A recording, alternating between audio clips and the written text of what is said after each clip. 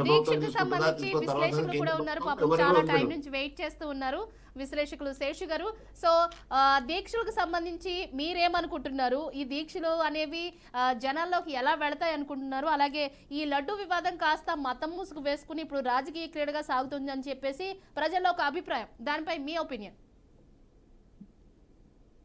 అందరికీ నమస్కారం. ఓం నమో వెంకటేశాయ. కలియుగ దైవము శ్రీ వెంకటేశ్వర స్వామిని కూడా రాజకీయాలు చుట్టుముట్టి కలియుగ దైవం శ్రీ వెంకటేశ్వర స్వామిపై కూడా చర్చలు లేకపోతే రాజకీయాలు మాట్లాడేటటువంటి హీన స్థాయికి రాజకీయాలను దిగజార్చినందుకు ముందుగా బాధపడుతున్నాను. ఎందుకంటే భారతదేశంలో గత కొంతకాలంగా రాజకీయాలు ఎట్లా తయారైనాయి అంటే, అయోధ్య శ్రీరాముడిని రాజకీయాల్లోకి లాగాము, బాబ్రీ మసీదుని రాజకీయాల్లోకి లాగాము, ఇక ఇప్పుడు మిగిలిపోయినటువంటి కలియుగ దైవము శ్రీ వెంకటేశ్వర స్వామిని కూడా రాజకీయాల్లోకి లాగి ఒక తమాషా రాజకీయాలను చేస్తున్నటువంటి రాజకీయ నాయకులను పార్టీలను చూస్తుంటే చాలా బాధేస్తుంది. యాక్చువల్ గా బీఆర్కే న్యూస్ వాళ్ళు నాకు చెప్పింది ఏంటంటే, ప్రజా సమస్య పైన ఇవాళ హైడ్రాకి సిబ్బంది కేటాయించిన దానిపైన చర్చ చేద్దాం రండి సార్ అంటే వచ్చాను. వాస్తవంగా నేను ఈ 10 రోజులు మంచి ఏ టీవీ చర్చల్లో కూడా ఈ వెంకటేశ్వర స్వామికి సంబంధించినటువంటి అంశాలపైన మాట్లాడను నేను. ఎందుకనంటే చాలా పరమ పవిత్రమైనటువంటి వెంకటేశ్వర స్వామిని రాజకీయాల్లోకి తీసుకొచ్చి మాట్లాడాలంటే కూడా మనసు నుంచి రావట్లేదు. ఒక మాట అందా ఏదైనా దాని గురించి చెప్పాలంటే కూడా రావట్లేదు. అందరిది అదే ఫీలింగ్. ఇంత దుర్మార్గమైనటువంటి రాజకీయ క్రీడ పైన మనం మాట్లాడటం మంచిది కాదనే ఉద్దేశంతో నేను చర్చలోకి రాలేదండి. సరే పర్వాలేదు. ఇవాళ మనం ఒక బాధ్యతాయుతమైన ప్రభుత్వం ఏం చేయాలండి? ఒక ఆరోపణ వచ్చినప్పుడు కోటాను కోట్ల భక్తుల మనోభావాలకు సంబంధించినటువంటి అంశం పైన ఒక ఆరోపణ లేకపోతే ఒక రిపోర్టు ఒక అనుమానం వచ్చినప్పుడు బాధ్యతాయుతమైన ప్రభుత్వం చేయాల్సింది ఏంటంటే, ముందు ప్రైమరీ ఎంక్వైరీ చేసుకోవాలి, తర్వాత పూర్తి స్థాయి ఎంక్వైరీ చేసుకున్న తర్వాత ఆ ఎంక్వైరీ రిపోర్ట్ ని ప్రజల్లోకి పెట్టాలా. ఇప్పుడు జరుగుతున్నది ఏందండి, ఒక ఆరోపణ ఒక అనుమానం రాంగ్లోనే దాన్ని ప్రజల్లోకి పెట్టి సర్వశ్రేష్ఠ త్రిపాఠి తోటి ఒక సిట్టు వేసి ఇప్పుడు విచారణ జరుగుతుంది. అంటే ఇక ప్రజల్లోకి ఒక విష బీజాన్ని నాటి ఇవాళ మనం విచారణ చేస్తున్నామంటే, వెంకటేశ్వర స్వామి అంటే కూడా రాజకీయ నాయకులకు భయం లేకుండా ప్రవర్తిస్తే ఏం మాట్లాడాలండి? ఏం మాట్లాడాలో కూడా అర్థం కావట్లేదు. సరే, ఏఆర్ అనేటటువంటి తమిళనాడు బేస్డ్ కంపెనీ నెయ్యి సరఫరా చేస్తుంది తిరుమల తిరుపతి దేవస్థానానికి. అనేక టెస్టుల తర్వాతనే దాన్ని నెయ్యి లడ్డూలో వాడతారనేటటువంటి విషయం మన అందరికీ తెలిసినటువంటి విషయమే.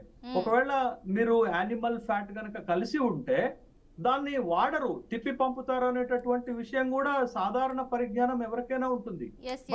తిరుపతిలో నివసించే వరకు తెలుస్తుందండి. యాక్చువల్ గా ట్యాంకర్ వచ్చేసి కింద ఒక గోడౌన్ ఉంటుంది, ఆ గోడౌన్ లో ఆ ట్యాంకర్స్ ఉంటాయి. దాన్ని ట్యాంకర్ నేరుగా పైకి పంపించడం జరగదు, ఒక డబ్బాల్లో వేసి తీసుకువెళ్తారని చెప్పేసి తిరుపతి వాసి మొన్న ఒకరు చెప్పారు. అదేనండి. ఎక్కడ ఇప్పుడు ఏ కంపెనీ నుండి, అది నందిని కంపెనీ నుండి వచ్చినా ఏఆర్ కంపెనీ నుండి వచ్చినా తిరుమల తిరుపతి దేవస్థానంలో టెస్టింగ్ చేసిన తర్వాతనే దాన్ని వాడతారు. అంటే ఒకవేళ కంపెనీ గనక అడల్టరేషన్ గనక చేసి ఉంటే టెస్టింగ్ చెయ్యనటువంటి తిరుమల తిరుపతి దేవస్థానం విజిలెన్స్ వాళ్ళదే తప్పు అవుతుంది కదా. ఆ తప్పును కూడా మనం కప్పిపుచ్చుకొని వాళ్ళ మాట్లాడుతాం, రాజకీయాలకు ప్రమేయంగా తీసుకురావటం అనే విషయం ఎంతవరకు సమంజసం అనేది. సరే, ఇది ఒక ఎత్తు అయితే, ఇవాళ ఆంధ్రప్రదేశ్ లో జరుగుతున్నది ఏంటంటే, ఆ ఆరోపణలు రాంగ్లోనే సడన్ గా ఒక ఆయన మొత్తం కాషాయ వస్త్రాలు ధరించేసి పాయచిత్త దీక్షని ఒక ఆయన మొదలు పెట్టిండు. ఇంకొక పార్టీ ఏమో దానికి కౌంటర్ గా పాప పరిహార దీక్షని ఒకళ్ళు మొదలు పెట్టారు. అంటే వీళ్ళు ఒక రకమైన దీక్ష, వాళ్ళు ఒక రకమైన దీక్ష చేస్తున్నారంటే అసలు వెంకటేశ్వర స్వామి అంటే భయం ఉందా, వీళ్ళకి భక్తి ఉందా అనేటటువంటి ప్రశ్నలే తలెత్తుతున్నాయి. ఇవాళ కల్తీ అనేది ఎంత ప్రమాదకరమైనటువంటి అంశంగా మొత్తం దేశవ్యాప్తంగా ప్రపంచవ్యాప్తంగా ఉన్నటువంటి అంశం. చిన్నపిల్లలు దాగేటటువంటి పాల కల్తీ నుండి వృద్ధులు వేసుకునేటటువంటి మాత్రల కల్తీ వరకు అండ్ మెడిసిన్ కల్తీ వరకు జరుగుతుంటే 4 సార్లు ముఖ్యమంత్రిగా పనిచేసిన చంద్రబాబు నాయుడు కల్తీని అరికట్టలేకపోయాడు ప్రజల పక్షాన. ఒకసారి ముఖ్యమంత్రిగా పనిచేసిన జగన్మోహన్ రెడ్డి కల్తీ అరికట్టలేకపోయారు. ఈ దేశంలో గొప్ప ప్రభుత్వాలని చెప్పుకుంటున్న మోడీ ప్రభుత్వం కూడా కల్తీని అరికట్టలేకపోయింది. ఇవాళ దేశంలో కల్తీ అనేది ఒక ప్రమాదకరమైనటువంటి అంశంగా మారితే ప్రభుత్వాలు ఆ విషయాలపైన చర్యలు తీసుకున్నట్లుగా, పకడ్బందీగా పని చేసినట్టుగా, పాలసీలు తయారు చేసినట్లుగా మనకి ఎక్కడ కనపడదు.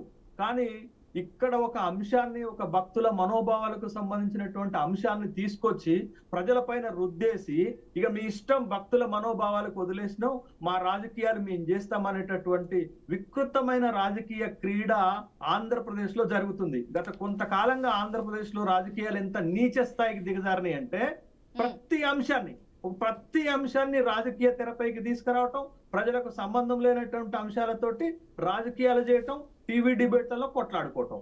ఆంధ్రప్రదేశ్ రాజకీయాలు అయితే దేశంలో అత్యంత దిగజారుడు రాజకీయాలు ఒక ఆంధ్రప్రదేశ్ లోనే చూస్తున్నాం. ఆ రాజకీయాలలో ఇవాళ సాక్షాత్తు కలియుగ దైవం వెంకటేశ్వర స్వామిని కూడా లాగి ఇవాళ చర్చలు పెట్టుకునే స్థాయికి తీసుకొచ్చారు. మొత్తానికి ఆ పార్టీలను ఏమనాలా, ఆ ప్రభుత్వాలను ఏమనాలా? అసలు ఇవాళ సోకాల్డ్ ఆగమ శాస్త్ర పండితులు లేకపోతే మఠాలు నడుపుతున్నటువంటి వాళ్ళు కూడా లబలబలబ నోరు కొట్టుకుంటున్నారు. అంటే వెంకటేశ్వర స్వామిని ఇంకా బజారు కీడ్చాలనుకుంటున్నారా, లేకపోతే వెంకటేశ్వర స్వామి ప్రాశస్త్యాన్ని ఇట్లాంటి చర్చలు బట్టి తగ్గించాలనుకుంటున్నారా? ప్రభుత్వం ఎందుకు ఇంకా దీన్ని పొడిగిస్తుంది? అరే go for CBI enquiry. SIT ఏంటండి, ఒక చిన్న అంశానికి వేసేటటువంటి ఒక సిట్ ఎంక్వైరీ చేసి ఇవాళ అంత సిబిఐ ఎంక్వైరీ లాంటి ఒక అత్యున్నతమైనటువంటి ఎంక్వైరీని వేయకుండా ఎందుకు తప్పించుకోవాలనుకుంటుంది? ఇవాళ చర్చలో బీజేపీ ప్రతినిధి కూడా ఉన్నారు. స్పష్టంగా ఒక డిమాండ్ చేయమనండి, వెంకటేశ్వర స్వామి ప్రసాదంలో జరిగిన అపచారం పైన మా ప్రభుత్వము, కేంద్ర ప్రభుత్వము జోక్యం చేసుకుంటుంది, సిబిఐ ఎంక్వైరీకి కాల్ ఫర్ చేస్తున్నాము. ఇది అరే ఒక మర్డర్ కేసు జరిగితే, వివేకానంద రెడ్డి హత్య జరిగితే, ఓ చిన్న హత్య జరిగితే దాని మీద సిబిఐ కేసు వేశారు. అరే ఇంత పెద్ద భక్తుల మనోభావాలను దెబ్బతీసినటువంటి ప్రసాదం అడల్టరేషన్ లో ఇంత కల్తీ జరిగితే మీరు సిబిఐ ఎంక్వైరీ కోరరా? ఆఫ్టర్ ఆల్ ఒక సిట్ వేసి ఒక ఐజీ స్థాయి అధికారితోటి మమ అనిపించి ఒక రిపోర్ట్ ఇచ్చి దీంట్లో అడల్టరేషన్ జరిగిందని రిపోర్ట్ ఇస్తే భక్తుల మనోభావాలకి దాన్ని సాటిస్ఫై చేసినట్టు అవుతుందా? బట్ ఎంత కేసులో నేను చూస్తున్నాను కదా, ఎంత రాజకీయం చేస్తున్నారంటే అసలు మాట్లాడటానికి అసహ్యం వేసేటటువంటి ఒక రాజకీయం చేస్తున్నారు. కాబట్టే వెంకటేశ్వర స్వామి లడ్డు ప్రసాద విషయంలో జరిగిన కల్తీ పైన మాట్లాడటానికి భయం అవుతుంది. ఎందుకు భయం అవుతుంది? వెంకటేశ్వర స్వామి చూడడా? మనం మాట్లాడుతున్న అబద్ధాలు తెలవదా? మనం కూడా ఈ పాపంలో ఇన్వాల్వ్ అయితే మనకు కూడా శాపం తలగదా? వెంకటేశ్వర స్వామి మనకు కూడా శిక్ష వేయడా అనే భయం కలుగుతుంది నాకు. అందుకే చర్చలకు రావాలంటే కూడా భయం వేసింది. చాలా బాధ అనిపిస్తుంది నాకు వెంకటేశ్వర స్వామిని రాజకీయాల్లోకి లాగి. ఇవాళ మేడం ఒక్క మాట గుర్తుపెట్టుకోండి, మీరు తిరుమలలోకి ఎంటర్ అయిన దగ్గర నుంచి ప్రతి భక్తుడి నోటి నుంచి ఓం నమో వెంకటేశాయ అన్న పదం తప్ప వేరేది రాదు. అంటే 7 కొండల్లో ఎంత పరమ పవిత్రమైనటువంటి భక్తి భావజాలంతో ప్రజలు పూజిస్తారో మనకి కనపడుతుంది. నాకు తెలిసి మానవత్వం ఉన్న మనిషి అయిన ఎవ్వడు కూడా తిరుమల తిరుపతి దేవస్థానం వెంకటేశ్వర స్వామి ప్రసాదంలో కలిసి చేయడు. పాపం నేను నమ్ముతున్నానండి, భక్తుడుగా, వెంకటేశ్వర స్వామి భక్తుడుగా, ఈ టీడీటీ చైర్మన్ గా మొన్నటి వరకు వ్యవహరించినటువంటి భూమన కరుణాకర్ రెడ్డి అరే నిప్పు పట్టుకొని నీటిలో మునిగి ప్రమాణం చేసిండు, కల్తీ అయితే నా కుటుంబం సర్వనాశనం అయిపోవాలని. ఎవడైనా చేస్తాడా అండి? ఎవడైనా ఏ దేవుడు పట్టం ముందైనా దండం పెట్టుకుంటూ నన్ను నా కుటుంబాన్ని కాపాడండి, దేశాన్ని కాపాడండి, ప్రజలను కాపాడండి అని దండం పెట్టుకుంటాం మనం. పాపం ఆయన అయితే టీడీటీ చైర్మన్ గా చేసినటువంటి వ్యక్తి పరిస్థితి చూస్తే నాకు చాలా బాధ అనిపించిందండి. నా కుటుంబం అంతా సర్వనాశనం. అరే మరి ఆరోపణలు చేసిన వాళ్ళు ఎందుకు ప్రమాణం చేయట్లేదండి? ఆరోపణలు చేసిన వాళ్ళు ఎందుకు ప్రమాణం చేయట్లేదు? ఇదంతా చాలా దుర్మార్గమైన క్రీడ అండి. ఇది మనం చర్చ కూడా అసలు వెంకటేశ్వర స్వామిని